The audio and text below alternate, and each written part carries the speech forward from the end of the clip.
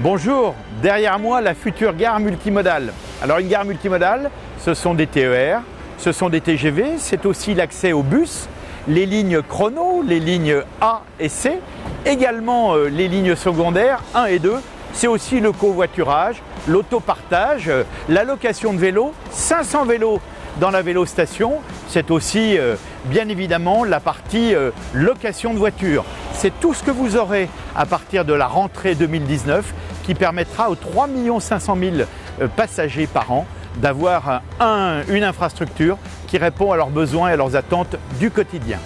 Alors dans cette gare, on va y retrouver des commerces, bien évidemment de la billetterie, nous allons trouver de l'information voyageur, de l'information touristique, un mur d'escalade pour voir la dimension pleine nature du territoire à travers les verrières, vous allez aussi avoir de la restauration et puis toute une dynamique digitale sur les écrans qui seront présentés. Tout ceci, eh bien, c'est un investissement conséquent grâce à l'État, la région, le département, Grand Chambéry et bien évidemment la ville de Chambéry. 43 millions d'euros sur l'ensemble, y compris avec les parvis Est et Ouest. Donc c'est important, c'est d'ailleurs ici que va être construit à partir de l'année prochaine un parking de 500 places qui va aussi créer un marchepied avec le Faubourg Reclus qui ainsi sera directement rattaché à le centre-ville. Donc c'est toute cette dynamique d'aménagement urbain qu'on est en train de faire. Voilà, donc ça y est, on arrive à la vélostation et vous allez avoir la primeur de découvrir le bâtiment qui sera ouvert d'ici quelques mois.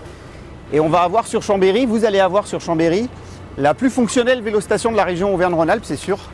Il y aura plus de 450 places de consigne. Donc l'objectif, c'est vraiment de pouvoir combiner facilement le train plus le vélo. C'est de permettre aux gens d'arriver en train, de prendre leur vélo et d'aller travailler, soit en vélo, à peu près 3-4 km autour de la gare, soit en vélo assistance électrique, où là, on permet aux personnes de faire des déplacements beaucoup plus longs. On est autour de 8 km, donc ça permet de couvrir un territoire très large. Et l'objectif, c'est vraiment de faciliter l'usage du vélo. Donc on a vraiment conçu le service avec Grand Chambéry pour permettre d'avoir un système très performant, avec une équipe physique pour pouvoir vous aider, et pour que ça soit très simple d'utiliser le vélo au quotidien à Chambéry. Et bien allez, c'est parti, je vous emmène dans les travaux de la vélostation, de la future vélostation de Chambéry. On est ici dans l'espace de consigne. C'est un grand parking à vélo. Il y aura plus de 450 places. Aujourd'hui, on en a 200. Donc ça montre la volonté politique qu'il y a de vraiment développer le vélo avec plus du double de stationnement et avec un accès très facile sur les quais pour vraiment avoir une utilisation très simple du vélo. Le parking ici avec 500 places et juste à côté, on a vraiment voulu lier les deux services. Ce n'est pas le cas dans toutes les vélostations de France. Physiquement, juste à côté du parking vélo, il y aura le service de location. Donc c'est ici que vous viendrez louer votre vélo de 1 heure à 1 an avec l'entretien, avec un espace d'accueil beaucoup plus grand que ce qu'on a aujourd'hui pour permettre de gérer les 600 vélos en location que nous avons. Vélos classiques, vélos électriques, même des vélos à hydrogène. Un espace d'atelier pour l'équipe et puis de l'espace de stockage pour permettre de faire vivre au maximum cet espace qui sera la vitrine du vélo à Chambéry.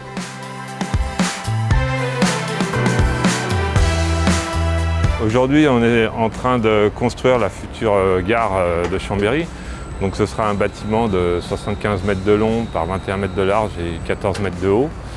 Ce bâtiment sera constitué d'une charpente métallique avec des façades translucides qui permettront donc de laisser rentrer la lumière et offrir un volume spacieux et lumineux. Donc ce volume il sera composé au rez-de-chaussée d'un espace de vente où on pourra acheter à la fois des billets de train, des billets de car et des billets de bus.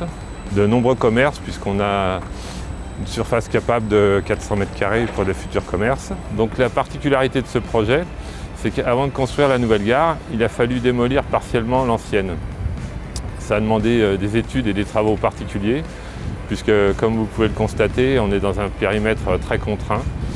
Et nous avons dû conserver aussi un bâtiment qui est lié à la circulation de trains et qui était très sensible.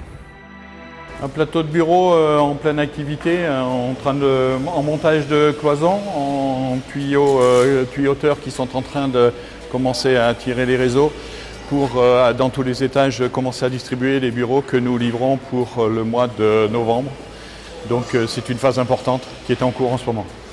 Proximité de la voie ferrée qui nous a amené à travailler avec les services de la SNCF en bonne entente pour pouvoir poser les moyens de levage. Particularité qui est quand même techniquement très compliquée puisque la voie ferrée continuait évidemment à circuler les trains qui vont jusqu'en Italie. Alors toujours pour répondre à cette proximité de la voie SNCF, on a opté en mode constructif pour une réalisation, notamment pour le sous-sol qui est enterré, une réalisation donc en prémur isolée qui nous permettait de régler en partie ce problème de proximité. Au-dessus, dans les zones de plateau, bureaux, on est sur un poteau-poutre assez habituel qui permet de libérer des surfaces, quels que soient les preneurs qui voudront prendre des surfaces plus ou moins importantes dans ces bureaux futurs.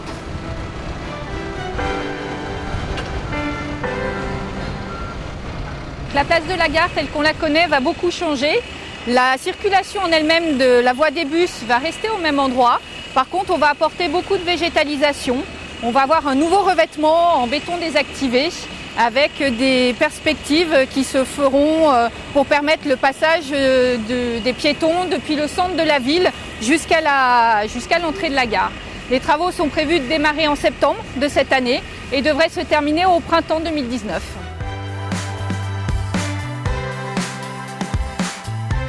Dès mon arrivée en 2014 à la mairie, j'ai engagé des discussions directement avec Guillaume Pépi pour que le chantier soit bien mené au cours de ce mandat et en une seule fois, qu'on ait à la fois la partie construite par l'agglomération, ce qui est déjà édifié, et la partie construite par la SNCF, ce qui est en cours d'édification, mise en service en même temps. Cette gare, c'est la 4e gare de la région Rhône-Alpes. Il était donc aussi important pour la SNCF de réaménager les espaces pour faire face à un flux sans cesse croissant et qui devrait encore augmenter à l'avenir puisque nous avons la volonté de faire de la ligne de chemin de fer la colonne vertébrale entre Montmélian et Aix-les-Bains. Cette gare, c'est une vitrine pour Chambéry, pour son agglomération, mais aussi pour toute la Savoie, puisque la gare de Chambéry rayonne aussi sur les stations et rayonne également un peu sur la Haute-Savoie. Alors le calendrier de cette gare, vous avez vu que toute la partie bureau et la partie vélo-station est pratiquement terminée. Là, on attaque le hall, donc la dalle qui est derrière nous va être installée dès le mois de juillet. Puis nous aurons à la rentrée de septembre, grâce à cette grue, l'ensemble du hall qui va être construit, 1100 mètres carrés de hall. La place de la gare va également attaquer au mois de septembre. L'idée, c'est de pouvoir livrer la partie vélostation au mois de janvier, puis l'ensemble de la gare à l'été prochain pour une mise en fonction, une opérationnalité totale au mois de septembre. Voilà, on verra ensuite le parking de 500 places de l'autre côté de la passerelle qui intégrera la passerelle démarrée en septembre 2019. Ça veut donc dire que l'ensemble sera bouclé pour le printemps 2020. Mais la gare fonctionnera dans sa multimodalité dès l'été prochain. Voilà, donc bienvenue aux futurs utilisateurs.